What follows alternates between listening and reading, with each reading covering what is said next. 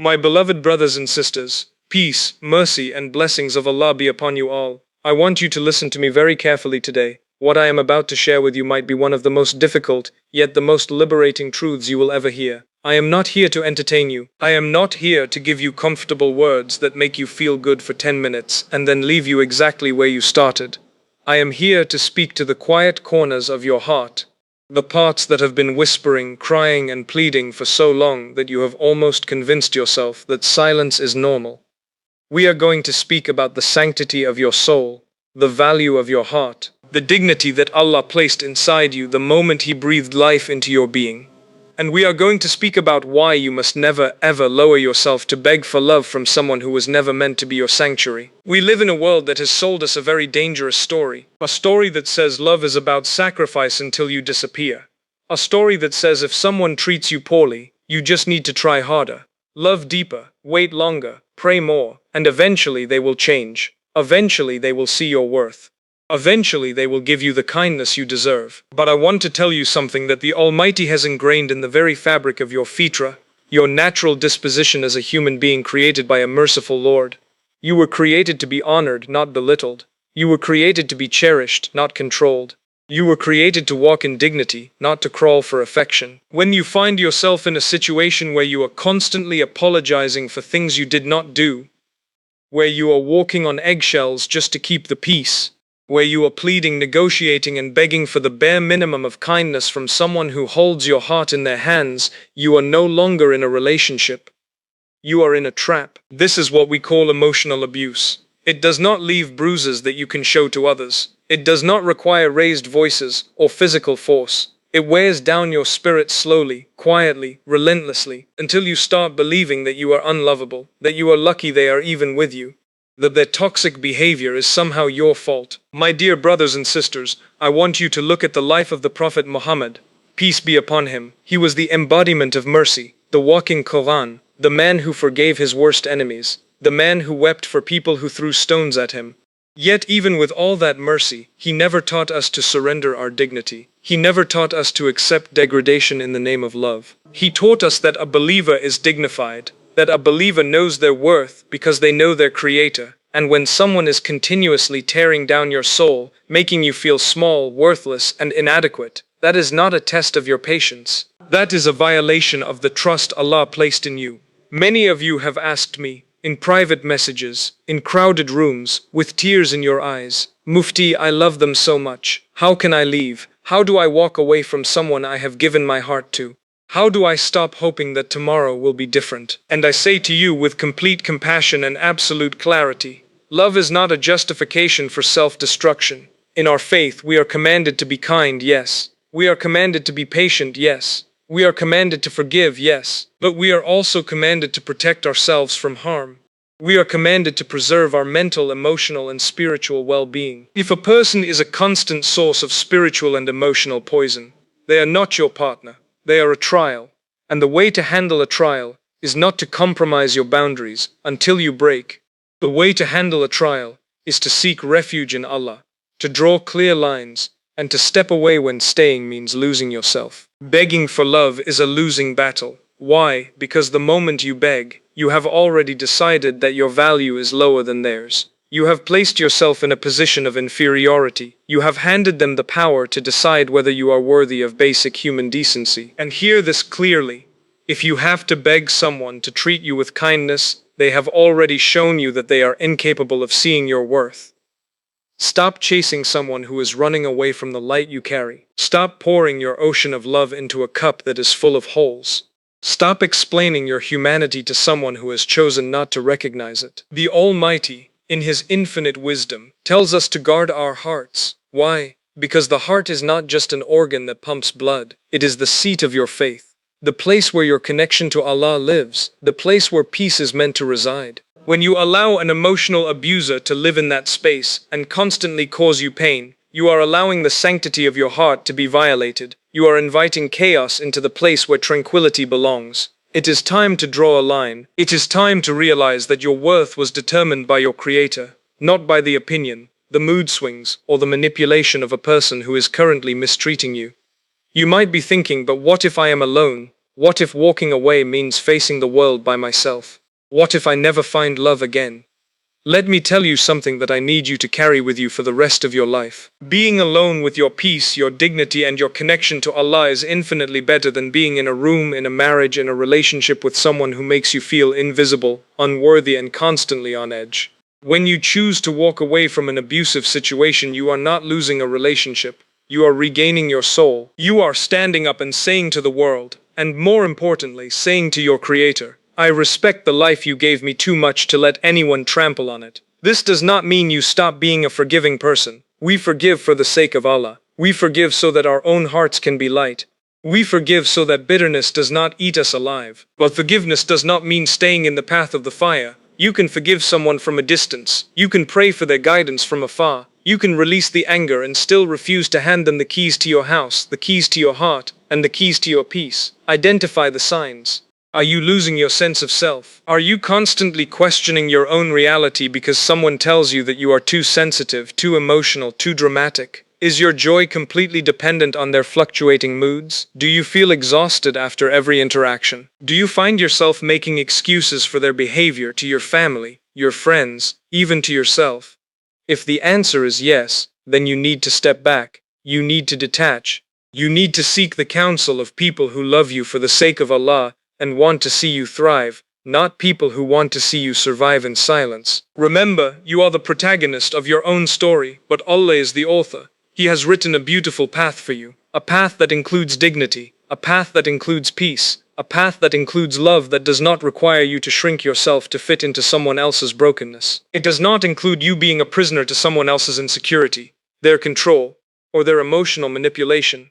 Wake up to your value, reclaim your worth.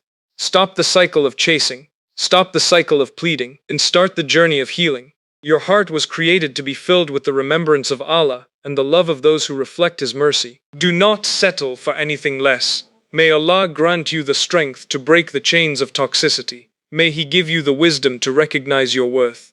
May He fill your life with the peace of mind that comes from walking away with your head held high, knowing that you are enough, not because of what anyone says about you, but because you belong to Him. Let us take a step back and look at this honestly.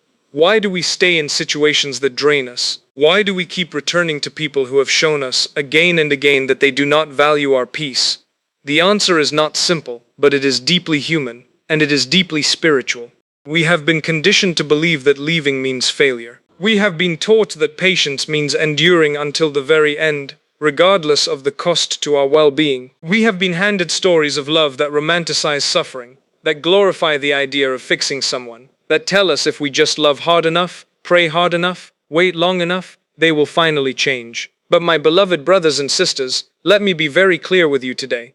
Patience in Islam is not passive endurance of harm. Patience is active trust in Allah while taking wise protective steps. There is a profound difference between sabr that brings you closer to Allah and sabr that slowly destroys you. Allah says in the Quran, O you who have believed, protect yourselves and your families from a fire whose fuel is people and stones. Notice the order, protect yourselves first, then your families. You cannot pour from an empty cup. You cannot guide others to peace when you are drowning in chaos. You cannot be a source of light for your family, your community, your future, if you have allowed someone to systematically dim your own light. Think about how emotional abuse actually works. It does not arrive with a warning label. It does not announce itself with a list of toxic behaviors. It arrives as charm, as intense affection, as promises that sound like prayers. It arrives as someone who tells you that no one will ever understand you like they do, that no one will ever love you the way they do, that you are special, chosen, finally seen. And then, slowly, the shifts begin. The compliments turn into criticisms. The availability turns into silence. The kindness turns into conditions. The love turns into a transaction. And you, beautiful, sincere, hopeful you, begin to adjust. You lower your voice, you shrink your needs, you apologize for existing in your fullness. You tell yourself that this is just a rough season, that everyone has flaws, that if you just try harder, it will go back to how it was in the beginning. But here is the painful truth. The beginning was not the reality. The beginning was the hook, and you have been living in the trap ever since. Emotional abuse is the silent killer of the spirit. It does not leave physical scars that others can point to and say, see, that is abuse. It leaves invisible wounds, the wound of self-doubt, the wound of chronic anxiety, the wound of feeling like you are never enough no matter how much you give, how much you sacrifice, how much you bend yourself into shapes you were never designed to hold. And over time, you stop recognizing yourself in the mirror. You stop trusting your own instincts. You start believing the narrative that has been fed to you, that you are difficult, that you are too much, that you are lucky to have someone who stays even if staying looks like neglect, control, or emotional withdrawal. My dear brothers and sisters, look at what Allah says about the believers. Indeed, the believers are brothers. So make reconciliation between your brothers, and fear Allah that you may receive mercy. Notice the word reconciliation. It implies that both sides are willing to meet in the middle. It implies mutual respect. It implies a shared commitment to peace. Emotional abuse has none of that. It is a one-sided war. It is one person's ego, one person's insecurity, one person's need for control, disguised as love. And you are the casualty. The Prophet Muhammad, peace be upon him, taught us that a believer is like a mirror to another believer. A mirror reflects the truth gently, without malice, without distortion, with the sole purpose of helping the other person see clearly. Emotional abuse does the opposite. It does not reflect truth. It distorts it. It does not help you see clearly. It blinds you. It does not come from a place of care. It comes from a place of control. And yet we stay. We stay because we are afraid of being alone. We stay because we have invested years, tears, and prayers into this person. We stay because we have been told that marriage is sacred and leaving is a sin. We stay because we confuse commitment with captivity. But let me tell you something that scholars have clarified for centuries. Islam does not command you to stay in a situation that harms your deen, your mind, or your dignity. Marriage is sacred, yes. Commitment is noble, yes. But sacredness does not mean suffering in silence. Commitment does not mean surrendering your humanity. There is a profound difference between working through normal relationship struggles and surviving emotional abuse. Normal struggles involve two people who are willing to communicate, to compromise, to seek counseling, to grow together. Emotional abuse involves one person who refuses to take accountability, who twists reality, who uses silence, guilt, manipulation, or intermittent kindness to keep you tethered. Normal struggles make you tired. Emotional abuse makes you broken, and breaking is not what Allah wants for you. Allah describes himself as Al-Wadud, the most loving, not the most controlling, not the most demanding, not the most withholding, the most loving, and he created you in a way that reflects that. Your fitra is designed to receive love, to give love, to thrive in environments where kindness is the baseline, not the exception. When you are forced to beg for the bare minimum, you are living in direct contradiction to your own nature. You are swimming against the current of your own soul, and that is why you are so exhausted. Not because you are weak, but because you are fighting a battle you were never meant to win alone. So what do you do when you realize you are in this situation? You do not panic. You do not make impulsive decisions out of anger. You do not retaliate. You do not lower yourself to their level. You step back. You breathe. You turn to Allah, and you begin to see clearly. Clear seeing is the first step toward freedom. Let me share with you the story of a companion who understood the balance between mercy and boundaries. When people treated the Prophet Muhammad, peace be upon him, with cruelty, he responded with patience, yes, but he also protected his mission, his dignity, and his community. When the people of Taif stoned him until his shoes filled with blood, he did not beg them to love him. He did not stay in a place where he was being systematically harmed. He prayed for their guidance, yes. He forgave them, yes. But he also left. He removed himself from the environment of abuse and trusted Allah to handle the rest. That is the prophetic model. Mercy without self-destruction, forgiveness without proximity, compassion without captivity. And this is where so many of us get confused. We think that if we leave, we are failing Islam. We think that if we set boundaries, we are being selfish. We think that if we prioritize our mental health, we are lacking in faith. But the truth is the exact opposite. Prioritizing your well-being is an act of worship. Protecting your heart is an act of iman. Walking away from harm is an act of trust in Allah's plan for your life. Think about what happens to a tree when its roots are poisoned.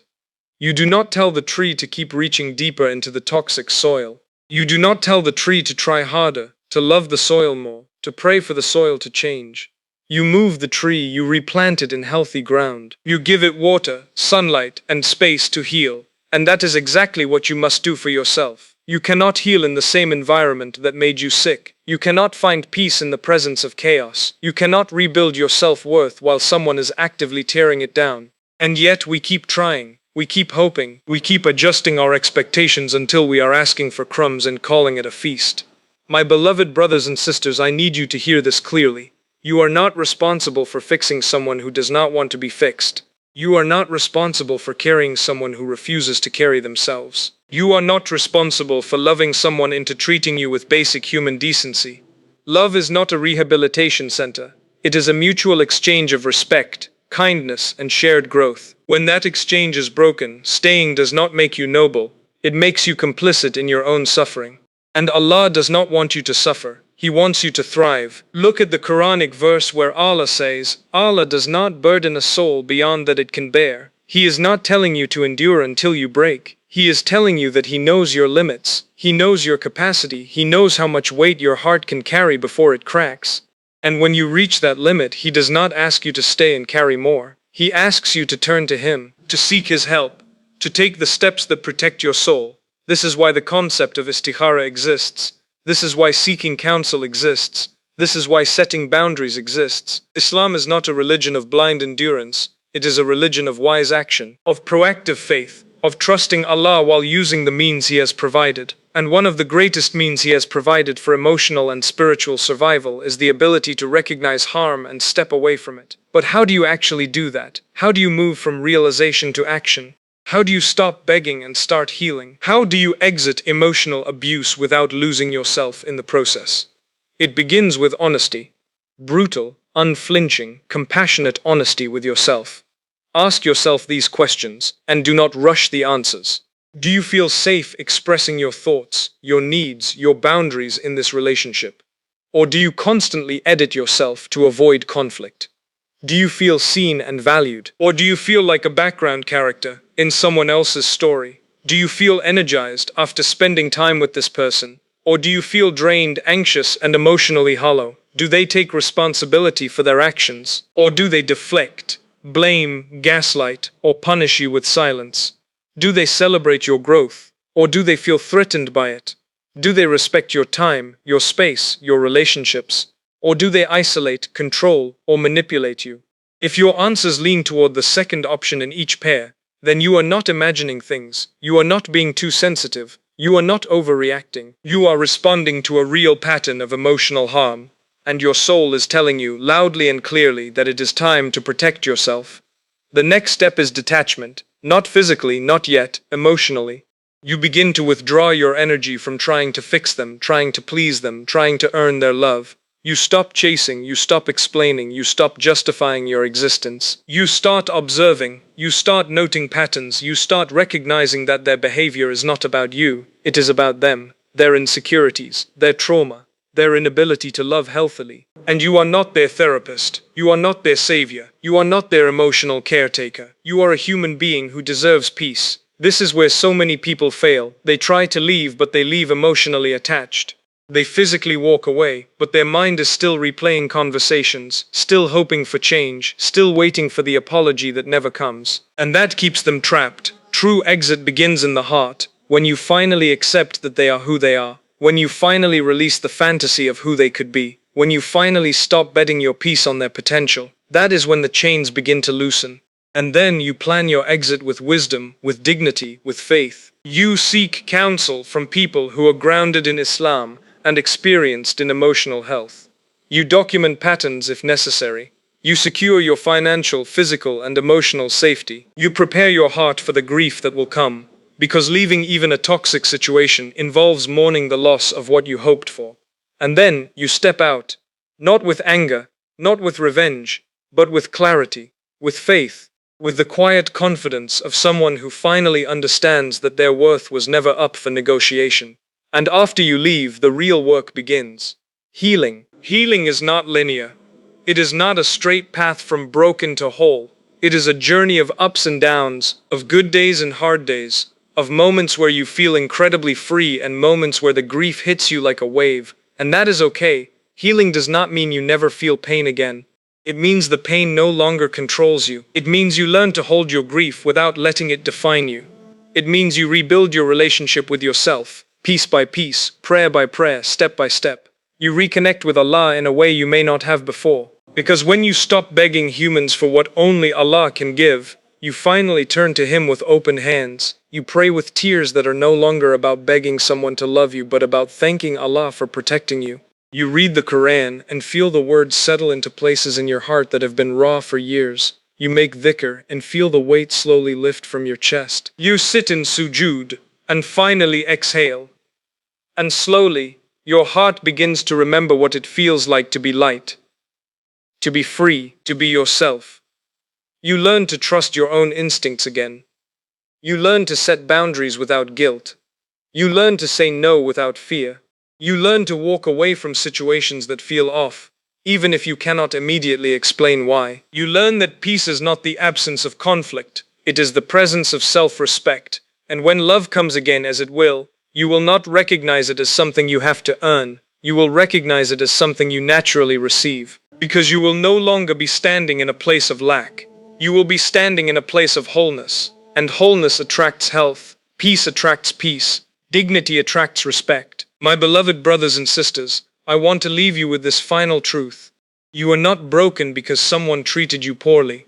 You are not unlovable because someone refused to see your worth. You are not damaged because you gave your heart to someone who did not know how to hold it gently.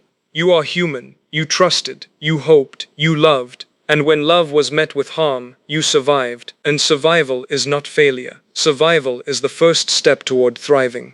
Allah did not create you to be a prisoner to someone else's dysfunction. He created you to walk in light, to speak with clarity, to love with boundaries, to live with peace. And He will not abandon you in the process of claiming that life. He is with you, in the quiet moments of decision, in the heavy moments of grief, in the brave moments of walking away, in the healing moments of rebuilding. He is with you. So stop begging. Stop shrinking. Stop apologizing for taking up space. Stop pouring your love into hands that only know how to crush it. Step back, breathe, turn to Allah, trust His plan, and begin the journey of returning to yourself. Because you are worth it, not because of what anyone says, not because of what anyone gives, but because Allah says so. And when Allah says you are worthy of peace, worthy of respect, worthy of love that does not require you to lose yourself, that is the only verdict that matters. May Allah free every heart that is trapped in cycles of emotional harm. May He give you the courage to walk away from what drains you. May He fill your life with relationships that reflect His mercy, not His trials. May He heal the parts of you that have been made to feel small. May He remind you every single day that you are seen, you are valued, and you are never alone. Ameen.